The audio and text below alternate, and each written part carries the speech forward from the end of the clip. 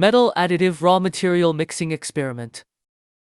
Metal additive manufacturing is a technique that utilizes 3D printing, the process of making metal parts by stacking metal powder or wire layer by layer.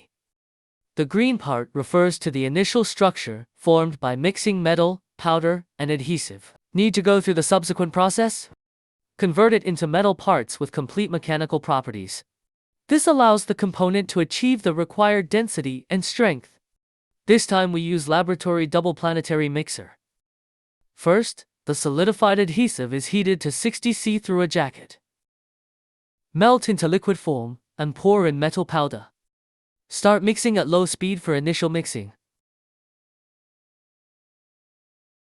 Sample and observe the mixing state. Then turn on high-speed mixing.